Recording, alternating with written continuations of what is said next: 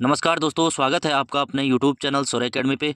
तो फ्रेंड्स, हमने एक सीरीज़ शुरू करी थी जिसमें हम भारतीय इतिहास के अंतर्गत जो आधुनिक भारत है उसके बारे में हम पढ़ रहे थे। उसका पहला टॉपिक जिसमें हमने कुछ क्वेश्चन कवर कर लिए थे, जिसमें हम पढ़ रहे थे भारत में यूरोपियों का आगमन।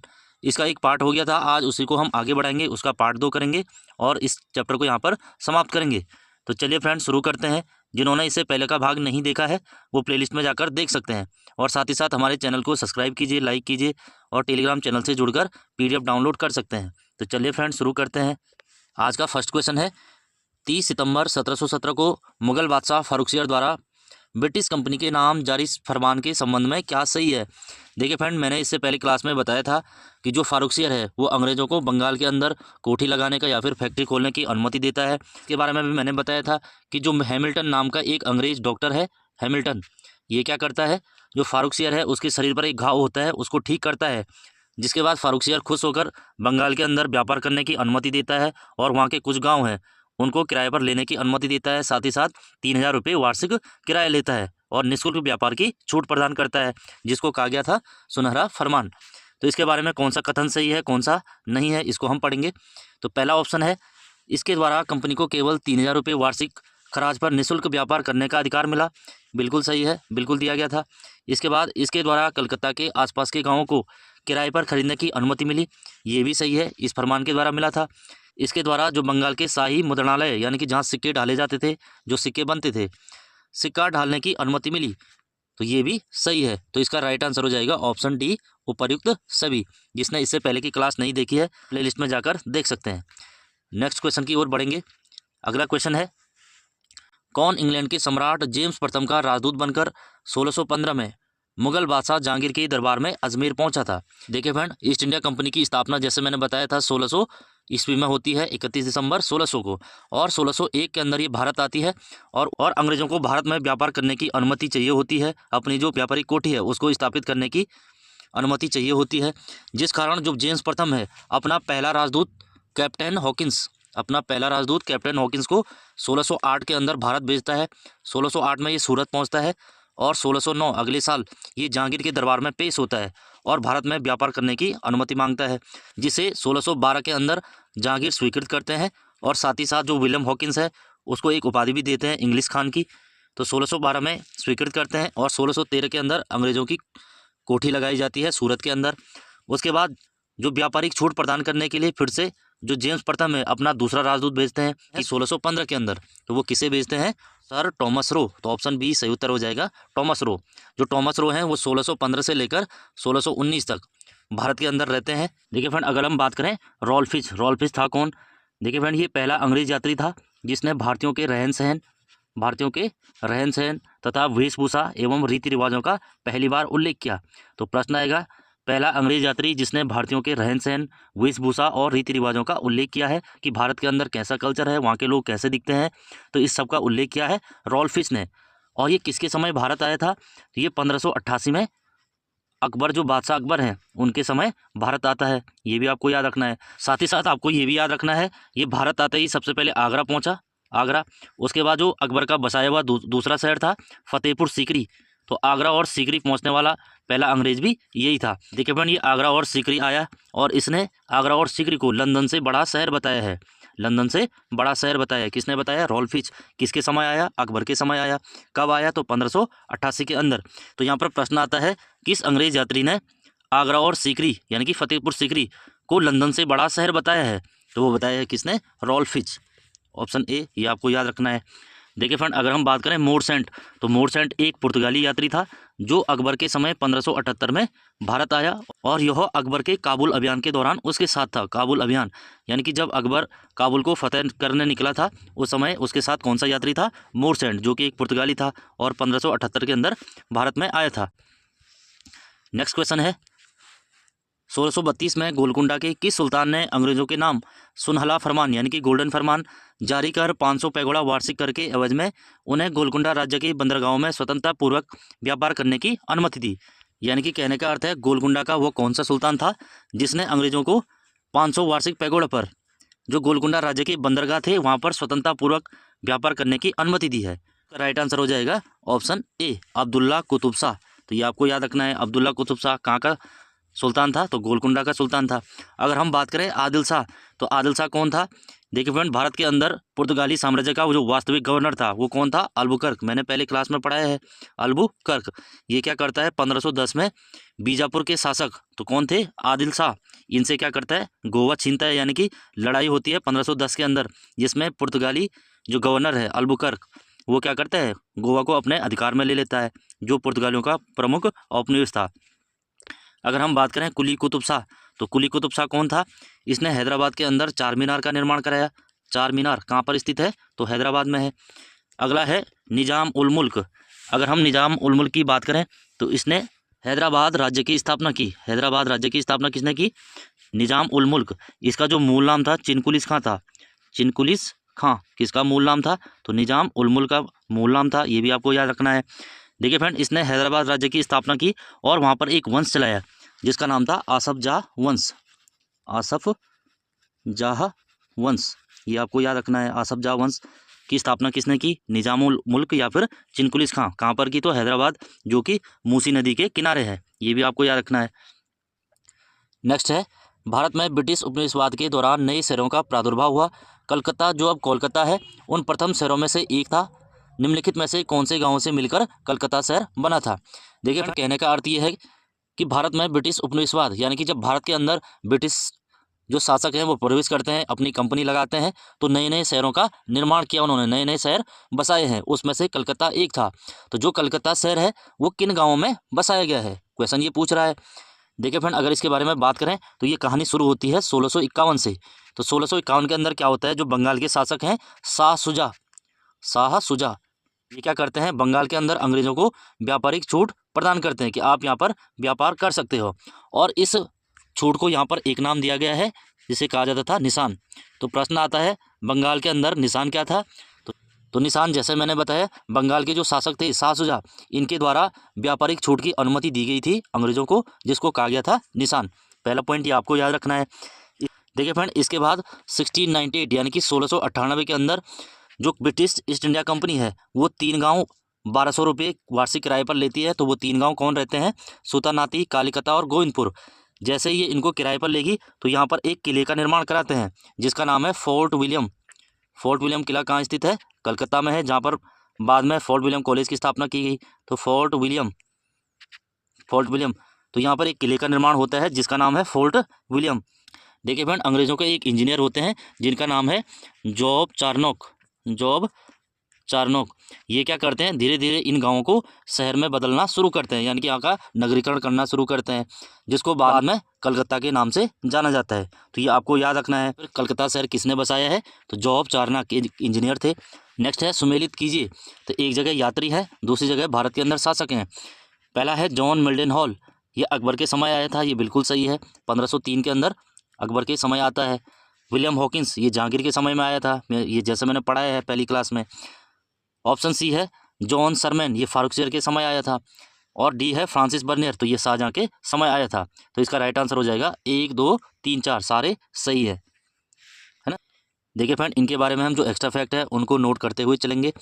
पहला है जॉन मिल्डन हॉल, इसके बारे में ज़्यादा जानकारी नहीं है, बस इतना याद रखना है, ये 1503 में अकबर के समय भारत आया था। दूसरा है विलियम हॉकिंस, इसके बारे में हमने पहली क्लास में पढ़ दिया था, इसके बारे में भी हो गया था।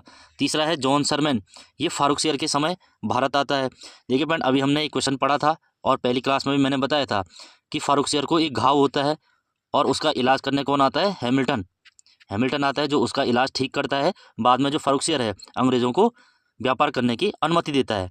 देखिए फ्रेंड, इस हैमिल्टन से पहले जो ये जॉन सरमन है, ये फारुखसियर से मिलने 1715 के अंदर आते हैं। ये भी उसी उद्देश्य से आते हैं कि आप हमें भारत के अंदर या फिर बंगाल के अंदर फैक्ट्री लगाने की अनुमति दीजिए, जिसको फारुखसियर मना करता है। देखिए फ्रेंड, यही जॉन सरमन बाद में हैमिल्टन को फारुखसियर के सामने पेश करता है और उसकी बीमारी का इलाज करवाता है, जिससे खुश होकर 1717 ईस्वी में जो फारुखसियर है वो अंग्रेज़ों को व्यापारिक अनुमति देता है, जिसमें 3000 रुपये वार्षिक किराया, कलकत्ता के अंदर गाँवों को किराए पर लेना, इस टाइप से जो मैंने बताया है। तो ये भी आपको याद रखना है। नेक्स्ट है फ्रांसिस बर्नियर। देखिए फ्रेंड, इसमें सबसे ज़्यादा इंपॉर्टेंट फ्रांसिस बर्नियर है, जिसके बारे में एग्जाम में बार बार क्वेश्चन बनते हैं। सबसे पहले ये याद रखना है, ये भारत आता है 1656 के अंदर। 1656 में ये भारत आता है। उस समय भारत में सत्ता किसकी है? शाहजहाँ की सत्ता है, मुगलों के बादशाह हैं। और भारत आते ही शाहजहाँ इसको, जो उनका पुत्र है दारा शिको उसका चिकित्सक यानी कि उसका डॉक्टर इसको नियुक्त करते हैं। ये सारा विवरण देता है। इसकी एक पुस्तक है travels in Mughal empire, travels in Mughal empire. ये आप फ्रांसिस बर्नियर की पुस्तक कौन सी है? तो ट्रेवल्स इन मुगल एम्पायर, ये आपको याद रखना है। इसी पुस्तक से हमें विवरण मिलता है कि ये भारत में एंट्री कब करता है? तो 1656 ईस्वी में। और 1658 के अंदर उत्तराधिकार का युद्ध होता है, जिसका विवरण भी फ्रांसिस बर्नियर देता है अपनी पुस्तक ट्रेवल्स इन मुगल एम्पायर के अंदर, जिसमें जो औरंगजेब है अपने पिता शाहजहाँ को कैद करता है और साथ ही साथ दारा शिकोह की हत्या कर देता है। ये सारा विवरण किसने दिया है? फ्रांसिस बर्नियर ने। तो यहाँ पर प्रश्न आता है, फ्रांसिस बर्नियर किसके समय भारत आया था? तो शाहजहाँ के समय आया था। कब आया था? 1656 में आया था। तो शाहजहाँ ने फ्रांसिस बर्नियर को किसका चिकित्सक नियुक्त किया था? तो दारा शिकोह का चिकित्सक नियुक्त किया था। ये भी आपको याद रखना है। बाद में जो ये फ्रांसिस बर्नियर है, जैसे ही औरंगजेब दिल्ली की सत्ता संभाल लेगा तो उसकी सेना में तोपची के पद पर नियुक्त होता है। जो तोप चलाते हैं ना, तो तोपची के पद पर नियुक्त होता है। तो इसके बारे में ये पॉइंट है, ये आपको याद रखना है। देखिए फ्रेंड, इस बर्नियर के बारे में एक पॉइंट और है। इसकी पुस्तक के अनुसार इसने बनारस की तुलना एथेंस से की है। बनारस की तुलना एथेंस। एथेंस किसकी राजधानी है? ग्रीस की राजधानी है, एक यूरोपियन कंट्री है। आपको याद रखना है किस विदेशी यात्री ने बनारस की तुलना एथेंस से की है? तो वो भी कौन है? फ्रांसिस बर्नियर है। इनकी पुस्तक कौन सी है? तो travels in Mughal empire. Next question है, डुप्ले के संबंध में क्या सही है? देखिए फ्रेंड्स, सबसे पहले हम डुप्ले के संबंध में जानेंगे। डुप्ले था कौन, क्यों इसका नाम बार बार एग्जाम में आता है, क्या क्या इसने कार्य किए हैं, तो इसके बारे में सबसे पहले 2-4 पॉइंट जान लेंगे। जो ये डुप्ले था, ये भारत के अंदर फ्रेंच ईस्ट इंडिया कंपनी का गवर्नर था। कौन सी कंपनी का? तो फ्रेंच ईस्ट इंडिया कंपनी का गवर्नर था।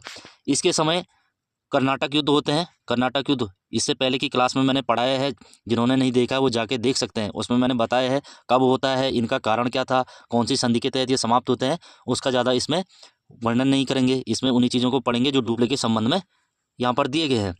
देखो फ्रेंड, डुप्ले के बारे में 2-4 पॉइंट जानेंगे। सबसे पहले इसके समय कर्नाटक युद्ध होते हैं। पहला कर्नाटक युद्ध, दूसरा कर्नाटक युद्ध। वैसे तो मैंने बताया था कर्नाटक युद्ध 3 हुए हैं।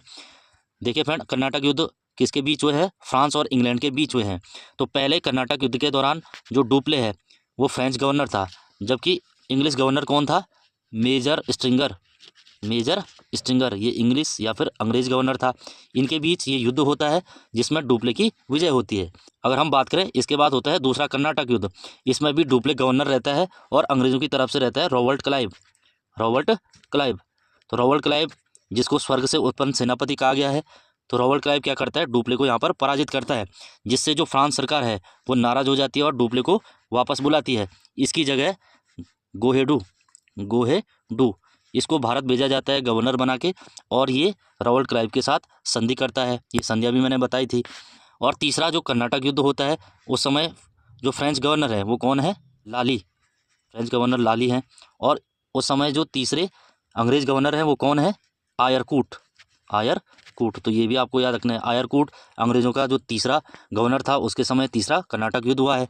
और तीसरा कर्नाटक युद्ध के समय फ्रेंच गवर्नर कौन था? तो वो लाली था। ये आपको याद रखना है। तो डुप्ले के बारे में हमने पढ़ लिया है। अब आइए क्वेश्चन पे। तो डेला है वह पहला व्यक्ति था जिसने भारत में यूरोपीय साम्राज्य की नींव रखी। बिल्कुल सही है। वह पहली बार यूरोपीय सेना को भारतीय राजदरबार में भारतीय खर्च पर नियुक्त करवाया था। बिल्कुल सही है। इसने जो यूरोपीय सेना है, यानी कि अपनी जो फ्रेंच सेना है, उसको भारतीय राजदरबार में भारतीय खर्च पर नियुक्त करवाया है। तीसरा है, उसने पहली बार वे हथकंडे प्रयोग किए जो भारत को जीतने के लिए अंग्रेजों के मार्गदर्शक बने। तो ऑप्शन सी भी सही है, यानी कि ये ऐसे ऐसे हथियार भारत के अंदर लाया था जो बाद में अंग्रेजों ने अपनाए हैं और इन्हीं को परास्त किया है। तो उपर्युक्त सभी, ऑप्शन डी सही उत्तर हो जाएगा। नेक्स्ट क्वेश्चन है, फ्रांसिस मार्टिन ने बीजापुर के सुल्तान सिकंदर आदिल शाह के अधीनस्थ वलिकोंडपुरम के मुस्लिम सूबेदार शेर खां लोधी से परेचुरी नामक गाँव प्राप्त किया। मार्टिन ने परेचुरी का विकास किस रूप में किया?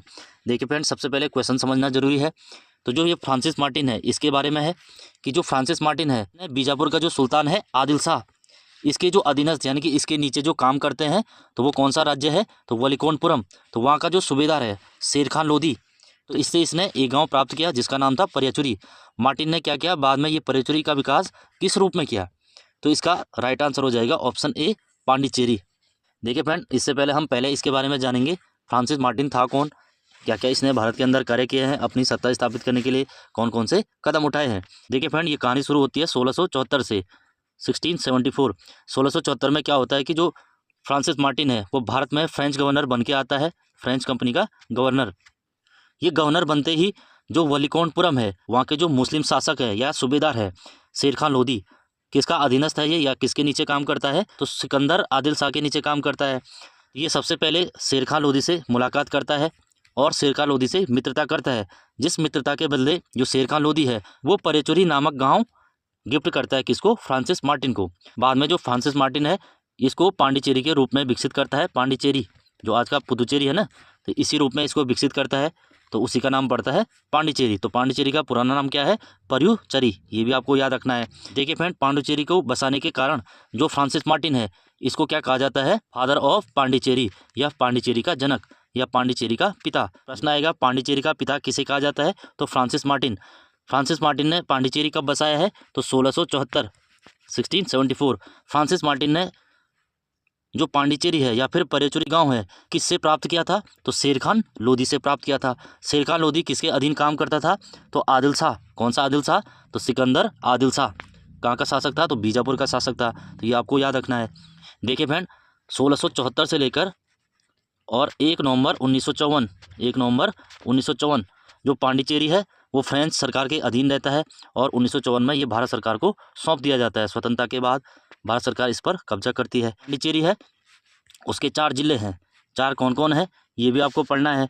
एक तो यनम है, यनम, यनम कहाँ पर है, तो आंध्र प्रदेश में है। दूसरा है पुदुचेरी, पुदुचेरी। और तीसरा है कराईकल, कराईकल, ये भी एग्जाम में आते हैं। तो पुदुचेरी और कराईकल कहाँ पर हैं, तो ये तमिलनाडु में है, ये भी आपको याद रखना है। और एक चौथा है माहे, तो माहे कहाँ है, केरल के अंदर है। तो पांडिचेरी के 4 जिले कौन कौन है, कभी कभी इस टाइप से क्वेश्चन आता है कि पांडिचेरी में कौन सा क्षेत्र शामिल नहीं है या फिर पांडिचेरी का कौन सा जिला किस राज्य में स्थित है। तो यनम कहाँ पर है, आंध्र प्रदेश में है। पांडिचेरी या पुदुचेरी और कराईकल कहाँ है, तो तमिलनाडु में है। माहे कहाँ पर है, तो केरल के अंदर है। तो ये भी आपको याद रखना है। नेक्स्ट क्वेश्चन है 15 अगस्त 1947 के बाद भी भारत का कौन सा भाग पुर्तगालियों के अधीन बना रहा। देखिए अपन अगर बात करें पुर्तगालियों की, ये मैंने पहली क्लास में बताया था कि भारत के अंदर जो पुर्तगाली है सर्वप्रथम कौन आता है, वास्को डी गामा। कब आता है, 1498 में। जैसे ही 1502 में ये दोबारा से आएगा भारत के अंदर, ये फैक्ट्री लगाना शुरू करेंगे। सर्वप्रथम भारत के अंदर इनका पहला गवर्नर कौन है वो बताया था मैंने, अल्मीडा था, अल्मीडा, जो 1505 में पहला पुर्तगाली गवर्नर बनकर भारत आता है 1505 के अंदर। और 1509 के अंदर जो पुर्तगाली साम्राज्य का वास्तविक गवर्नर है अल्बुकर्क, वो भारत आता है, अल्बुकर्क। और 1510 के अंदर एक युद्ध होता है अल्बुकर्क और बीजापुर के शासक यूसुफ आदिल शाह, यूसुफ आदिल शाह, जिसमें यूसुफ आदिल शाह पराजित होते हैं और गोवा इनके अधिकार में आता है। ऑप्शन ए राइट आंसर हो जाएगा। तो जो गोवा है 1510 से लेकर 19 दिसंबर 1961 तक पुर्तगालियों के कंट्रोल में रहता है। 1961 में भारत सरकार को ये क्षेत्र सौंप दिया जाता है ना, ये आप लोगों ने पढ़ा होगा। तो ऑप्शन ए राइट आंसर हो जाएगा। नेक्स्ट क्वेश्चन है लंदन में ब्रिटिश ईस्ट इंडिया कंपनी के गठन के समय भारत का निम्नलिखित में से कौन बादशाह था।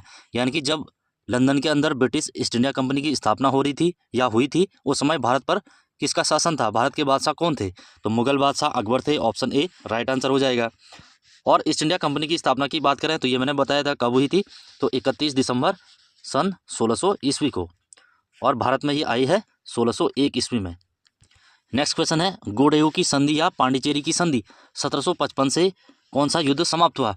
देखिए फ्रेंड, इससे पहले के क्वेश्चन में बात हुई थी गोडेयू, तो गोडेयू कौन था, मैंने बताया था ये फ्रेंच गवर्नर था। ये भारत कब आता है, जब मैंने बताया था ये कर्नाटक के 3 युद्ध होते हैं, कर्नाटक का पहला युद्ध, कर्नाटक का दूसरा युद्ध, कर्नाटक का तीसरा युद्ध, इन तीनों के बारे में बताया था। तो कर्नाटक के जो पहला युद्ध था उसके समय जो गवर्नर थे कौन थे, डुप्ले थे। डुप्ले क्या करते हैं, तो मेजर स्टिंगर जो अंग्रेज गवर्नर हैं उनको परास्त करते हैं, पहला युद्ध कर्नाटक जीत जाते हैं, जो एस्ला चैपल की संधि के तहत समाप्त होता है। एस्ला चैपल कहाँ है, तो फ्रांस के अंदर है, तो उस संधि के तहत समाप्त होता है। दूसरा जो कर्नाटक युद्ध है इसमें भी फ्रेंच की ओर से डुप्ले हैं और अंग्रेजों की ओर से रॉबर्ट क्लाइव हैं, रॉबर्ट क्लाइव। इसमें रॉबर्ट क्लाइव डुप्ले को परास्त करते हैं, जिस कारण जो फ्रांस सरकार है वो नाराज हो जाती है और डुप्ले को वापस फ्रांस बुलाती है और भारत में इसकी जगह भेजते हैं किसको, गोडेयू को। और जो ये दूसरा कर्नाटक युद्ध है ये चलता है 1749 से लेकर 54 तक, और 54 में जैसे ही डुप्ले की पराजय होगी ये फ्रांस वापस जाएगा और 55 के अंदर गोडेयू भारत के अंदर एंट्री मारेगा। गुडेव और रॉबर्ट क्लाइव के बीच एक संधि होती है जिसको कहा जाता है पौंडीचेरी की संधि। और ये किस युद्ध के दौरान हुई? तो द्वितीय कर्नाटक युद्ध। ये आपको याद रखना है। कर्नाटक युद्ध मैंने पहले पढ़ाए हैं। नेक्स्ट क्वेश्चन है, फ्रांस की सरकार ने किस वर्ष भारत स्थित फ्रांसीसी बस्तियों का अधिकार भारत सरकार को सौंप दिया? देखिए फ्रेंड, जैसे मैंने बताया था, कब सौंपा है? Option B is a right answer, 1954। फ्रांसीसी बस्तियों में भारत में मुख्य क्या था? तो पुदुचेरी। पुदुचेरी के जो 4 जिले हैं, यनम, कराईकल, पुदुचेरी और माहे, ये मैंने बता दिया है, ये भी आपको याद रखना है। और 1961 में गोवा छूटा था, किससे? पुर्तगालियों से छूटा था, भारत सरकार को सौंपा था। तो दोनों आपको याद रखना है। नेक्स्ट क्वेश्चन है, मुगल बादशाह ने किसे नवाब की पदवी प्रदान की थी? देखिए फ्रेंड, मुगल बादशाह होते हैं एक आलमगीर सेकंड। आलमगीर सेकंड, ये आपको याद रखना है। तो आलमगीर सेकंड क्या करते हैं, जब डुप्ले उनसे मिलने जाते हैं तो उसको एक उपाधि देते हैं, नवाब खान। तो नवाब खान की उपाधि आलमगीर सेकंड ने किसे दी थी? तो डुप्ले को दी थी। ये भी आपको याद रखना है। अगर हम बात करें विलियम हॉकिंस, ये कब आया था? 1609 में गया था जहांगीर के दरबार में, और जहांगीर इसको उपाधि देता है कौन सी? इंग्लिश खान या अंग्रेज खान। तो इंग्लिश खान की उपाधि जहांगीर ने किसे दी? विलियम हॉकिंस को दी। और आलमगीर सेकंड ने नवाब खान की उपाधि किसे दी? तो डुप्ले को दी। दोनों अलग अलग हैं, ये आपको याद रखना है। नेक्स्ट है, ब्रिटिश ईस्ट इंडिया कंपनी का गठन किया गया, तो किसने किया है? देखिए फ्रेंड, ऑप्शन ए सही उत्तर हो जाएगा इसका। मर्चेंट एडवेंचर यानी कि जो साहसिक व्यापारी है, उनके नाम से कहे जाने वाले जो लंदन के कुछ व्यापारी थे, इनके द्वारा ब्रिटिश ईस्ट इंडिया कंपनी का गठन किया गया। और कब किया गया? तो 31 दिसंबर सन 1600 ईस्वी को। उस समय इंग्लैंड की जो महारानी थी, कौन थी? एलिजाबेथ प्रथम थी। एलिजाबेथ, ये भी आपको याद रखना है, एलिजाबेथ प्रथम थी। इसी ने अनुमति दी थी 1601 के अंदर कि आप पूर्वी देशों के साथ व्यापार करने जा सकते हो। नेक्स्ट है, ईस्ट इंडिया कंपनी के नेतृत्व में रॉबर्ट क्लाइव का उत्तराधिकारी कौन था? देखिए फ्रेंड, जब ईस्ट इंडिया कंपनी भारत आती है, भारत के अंदर 2 युद्ध होते हैं, एक तो 1757 और एक 1764 का। 2 अहम युद्ध है जिसके कारण भारत में अंग्रेजों की या फिर अंग्रेजी साम्राज्य की नींव पड़ती है। पहला है प्लासी का युद्ध जो 1757 में हुआ था, और उस समय जो अंग्रेज गवर्नर थे कौन थे? Robert Clive. और दूसरा हुआ था 1764, इस समय कौन थे? Hector Munro. ये मैंने पहली क्लास में पढ़ाए हैं, इन युद्धों के बारे में पढ़ाया है, हेक्टर मुनरो। तो ये दोनों युद्ध अंग्रेज जीत जाते हैं। इन युद्धों को जीतने के बाद 1765 में इलाहाबाद की संधि होती है, जिसके तहत बंगाल की दीवानी अंग्रेज को सौंपी जाती है, ये मैंने बताया था। और उसका पहला गवर्नर कौन बनता है? Robert Clive. रॉबर्ट क्लाइव 1772 के अंदर वापस इंग्लैंड चले जाता है, और 1772 में ही इसका जो उत्तराधिकारी है, इसके स्थान पर दूसरा गवर्नर आता है, वो कौन रहता है? तो वॉरेन हेस्टिंग। ऑप्शन सी सही उत्तर हो जाएगा। ये भी आपको याद रखना है। कब आया था? तो 1772 में आया था। नेक्स्ट है, भारत में यूरोपीय शक्तियों के प्रवेश के संदर्भ में निम्नलिखित में से कौन सा सही नहीं है? देखिए फ्रेंड, जो भारत के अंदर यूरोपियन शक्तियाँ आई हैं, यानी कि डच आए हैं, फ्रेंच आए हैं, अंग्रेज आए हैं, पुर्तगाली आए हैं, ये सब मैंने पढ़ाया था, है ना। तो इनके बारे में कह रहा है कि कौन सा कथन असत्य है। सबसे पहला है, पुर्तगालियों ने 1499 में गोवा पर कब्जा किया था। ये बिल्कुल गलत हो जाएगा, यही असत्य है। 1499 नहीं होगा। मैंने बताया था जो अल्बुकर्क है वो पुर्तगाली साम्राज्य का भारत में वास्तविक गवर्नर है। उसने 1510 में बीजापुर के शासक यूसुफ आदिल शाह से गोवा जीता था। तो 1499 गलत हो जाएगा। ऑप्शन ए सही उत्तर है। अंग्रेजों ने अपना पहला कारखाना मछलीपट्टनम में लगाया, बिल्कुल सही है। पूर्वी भारत में अंग्रेजी कंपनी ने 1633 ईस्वी में उड़ीसा में पहला कारखाना लगाया, ये भी सही है। और डुप्ले के नेतृत्व में फ्रांसीसियों ने 1746 में मद्रास पर कब्जा किया, तो ये भी सही है। नेक्स्ट क्वेश्चन है, किस मुगल बादशाह ने अंग्रेजों से 1.5 लाख रुपये मुआवजे के तौर पर वसूल किए? देखिए फ्रेंड, इस कहानी की शुरुआत कहाँ से होती है? एंग्लो मुगल युद्ध। एंग्लो मुगल युद्ध, एंग्लो मुगल यानी कि अंग्रेज और मुगलों के बीच जो पहला युद्ध होता है, वहीं से इस कहानी की शुरुआत होती है। तो एंग्लो मुगल युद्ध ये कब से कब तक चलता है? 1686 से लेकर 90 के बीच ये चलता है। देखिए फ्रेंड, 1686 और 90 के बीच भारत का जो शासक है वो कौन है? तो औरंगजेब है। इनकी मृत्यु 1707 में होती है, इससे पहले ये शासक हैं। तो इनके समय की घटना है कि जो अंग्रेज हैं बंगाल के अंदर, इन्होंने, इनके जो पूर्वज थे उन्होंने अनुमति दे दी थी, जिस कारण बंगाल के अंदर जो अंग्रेज हैं स्थानीय शासकों या फिर जो इनके अधीन काम कर रहे थे उनको भड़काते हैं, अपने साथ मिलाते हैं और उनकी जागीरें हड़पते हैं, जिससे नाराज होकर वहाँ पर परास्त कर देता है। तो ये घटना कब की है? 1686 से 90 के बीच है। बाद में जब अंग्रेज परास्त हो जाते हैं, उनको लगता है कि जो औरंगजेब है वो हमें भारत से बाहर कर देगा, जिस कारण वो माफ़ी मांगते हैं और औरंगजेब उन पर 1.5 लाख रुपये का जुर्माना लगाता है। तो ये लगाया था किसने? मुगल बादशाह औरंगजेब। ऑप्शन सी सही उत्तर हो जाएगा। देखिए फ्रेंड, जो एंग्लो मुगल युद्ध है, यानी कि पहला अंग्रेज और मुगलों के बीच युद्ध था, इसको अन्य किस नाम से जाना जाता है? तो बाल युद्ध के नाम से जाना जाता है। बाल युद्ध, बच्चों का युद्ध। बाल युद्ध यानी बच्चों का युद्ध, है ना। इसके बारे में हम आगे पढ़ाएंगे। नेक्स्ट क्वेश्चन है, मध्यकालीन गुजरात के इनमें से किस एक शासक ने दीव को पुर्तगालियों के सुपुर्द कर दिया। नेक्स्ट क्वेश्चन है, मध्यकालीन गुजरात के इनमें से किस एक शासक ने दीव को पुर्तगालियों के सुपुर्द कर दिया। देखिए फ्रेंड, इसमें सबसे पहले हम देखेंगे ये दीव जो दमन एंड दीव है इसका पुराना नाम है। तो प्रश्न ये कह रहा है कि जो दीव है ये द्वीप है, ये पुर्तगालियों को किसने सौंपा था, यानी कि उनको किसने सुपुर्द किया था, किसने सौंपा था। देखिए फ्रेंड, इसमें हमने पढ़ा था कि 1510 के अंदर जो पुर्तगाली है वो गोवा को अब अपने अधिकार में लेते हैं। बाद में इनकी नज़र दीव पर भी पड़ती है कि दीव भी हमारे अधिकार में होना चाहिए। ये कहानी स्टार्ट होती है 1531 के अंदर। 1531 के अंदर सर्वप्रथम जो पुर्तगाली है वो दीव पर आक्रमण करते हैं और उस समय जो पुर्तगाली गवर्नर है वो है नीनो डी कुन्हा। ये क्या करते हैं, दीव पर आक्रमण करते हैं। और जो दीव द्वीप है वो किसके अधीन है, तो वो गुजरात के जो शासक हैं बहादुर शाह, गुजरात के शासक बहादुर शाह इनके अधीन है। परंतु जो बहादुर शाह है इनको यहाँ पर परास्त कर देता है, रोक देता है। इनके बीच संधि होती है, जिसके बाद जो नीनो डी कुन्हा है पुनः 1535 के अंदर फिर से आक्रमण करता है दीव के अंदर, और इस बार जो नीनो डी कुन्हा है वो बहादुर शाह को परास्त कर देता है, जिस कारण संधि होती है और बहादुर शाह जो दीव द्वीप है पुर्तगालियों को सौंप देता है। ऑप्शन सी सही उत्तर हो जाएगा, बहादुर शाह। नेक्स्ट है, डचों ने अपनी पहली फैक्ट्री 1605 ईस्वी में कहाँ स्थापित की। देखिए फ्रेंड, बात हो रही है डचों की, तो डचों की पहली फैक्ट्री कहाँ थी, ऑप्शन सी सही उत्तर हो जाएगा, मसूलीपट्टनम। देखिए फ्रेंड, जितने भी ये यूरोपीय शक्तियाँ थी, चाहे डच हो, पुर्तगाली हो, स्वीडिश हो, ब्रिटिश हो, इनकी जो कंपनियां हैं इनकी स्थापना के बारे में मैंने पहली क्लास में पढ़ाया है, तो उसको देख सकते हैं। देखिए फ्रेंड, अगर डचों की दूसरी फैक्ट्री की बात करें तो ये दूसरी फैक्ट्री लगाते हैं पुलिकट में। डचों की जो दूसरी व्यापारिक कोठी कहाँ थी, तो पुलिकट में थी। पुलिकट कहाँ है, तो आंध्र प्रदेश में है। देखिए फ्रेंड, जब ये पुलिकट के अंदर अपनी दूसरी व्यापारिक कोठी स्थापित करते हैं तो वहाँ पर ये अपना एक सिक्का ढालते हैं जिसका नाम रहता है पैगोडा। तो भारत के अंदर किस यूरोपीय शक्ति का जो सिक्का था, करेंसी थी, पैगोडा थी, तो वो किसकी थी, डचों की थी। और ये एक स्वर्ण सिक्का था। और ये कैसा सिक्का था, गोल्ड का था, सोने का था। नेक्स्ट क्वेश्चन है, सीकरी और आगरा पहुंचने वाला पहला अंग्रेज यात्री कौन था, या अंग्रेज व्यापारी कौन था। देखिए फ्रेंड, मैंने बताया था 1588 के अंदर अकबर के दरबार में, वो कौन था, रॉल्फिच ही वो ऐसा व्यक्ति था जिसने फतेहपुर सीकरी और आगरा को किससे बड़ा बताया था, लंदन से बड़ा बताया था। ये भी आपको याद रखना। और जॉन मिंडेल हॉल, इसके बारे में भी मैंने बताया है, ये किसके समय आया था, तो 1603 में, ये भी अकबर के समय आया था, है ना। विलियम हॉकिंस जहांगीर के समय आया था। टॉमस रो, ये भी जहांगीर के समय भारत आया था। ये सारे यात्री हैं, ये आपको याद रखने हैं कौन किस समय आए थे, एग्जाम में ये मिलान करने को आते हैं। नेक्स्ट क्वेश्चन है, एक द्वीप पर निर्मित भारत का सबसे बड़ा नगर कौन सा है, यानी कि ऐसा नगर जो द्वीप पर बसाया गया है, तो कौन सा है, तो ऑप्शन डी सही उत्तर हो जाएगा, मुंबई। देखिए फ्रेंड, जो बम्बई शहर है या मुंबई शहर है, इसके बारे में 2-4 पॉइंट जान लेते हैं।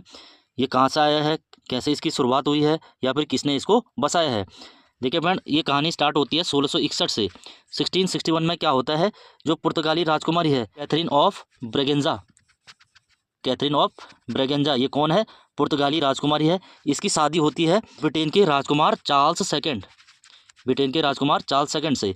तो ये पुर्तगाली क्या करते हैं, जैसे इनकी शादी होगी और जो बम्बई द्वीप है ये दहेज में दे देंगे चार्ल्स सेकंड को। ये भी आपको याद रखना है कि जो बम्बई द्वीप है पुर्तगालियों द्वारा किसे दहेज के रूप में दिया गया था, तो ये चार्ल्स सेकंड को दिया गया था। क्यों दिया गया था, तो पुर्तगाली राजकुमारी थी मिस कैथरीन ब्रेगेंजा, इनकी शादी हुई थी चार्ल्स सेकंड जो कि ब्रिटेन के राजकुमार थे। जैसे इनकी शादी होगी मुंबई जाएगा चार्ल्स सेकंड की झोली में। ये चार्ल्स सेकंड क्या करता है, मुंबई को 10 पाउंड वार्षिक किराए पर इस ईस्ट इंडिया कंपनी को दे देता है। यहाँ से ये ब्रिटिशों के अधीन चला जाएगा, जिसका ब्रिटिश धीरे धीरे विकास करेंगे। बाद में एक व्यक्ति होते हैं गेराल्ड ओंगियर, ये आपको याद रखना है, इंजीनियर होते हैं गेराल्ड ओंगियर ये। और जो ये गेराल्ड ओंगियर है ये क्या करते हैं, एक द्वीप है सॉल्सेट द्वीप, ये क्या करते हैं, सॉल्सेट द्वीप पर एक शहर बसाते हैं जिसको नाम दिया जाता है बम्बई या बॉम्बे, बाद में जिसका नाम मुंबई हो जाता है। तो मुंबई की स्थापना किसने की, गेराल्ड ओंगियर ने की। किस द्वीप पर बसाया है, सॉल्सेट द्वीप पर बसाया गया है, ये भी आपको याद रखना है। तो फ्रेंड, ये थे इस टॉपिक के क्वेश्चन। इसमें हमने पहला चैप्टर आज समाप्त कर दिया है और अगली क्लास में हम इसका दूसरा चैप्टर लेके आएंगे, जिसको भी हम MCQ फॉर्मेट में पढ़ेंगे और जो इनके अतिरिक्त तथ्य हैं उनको लिखते हुए या फिर याद करते हुए चलेंगे। तो thank you for watching, like share comment subscribe कीजिए। टेलीग्राम चैनल से जुड़कर इसकी PDF डाउनलोड कर सकते हैं। थैंक यू फॉर वॉचिंग, मिलते हैं अगली क्लास में।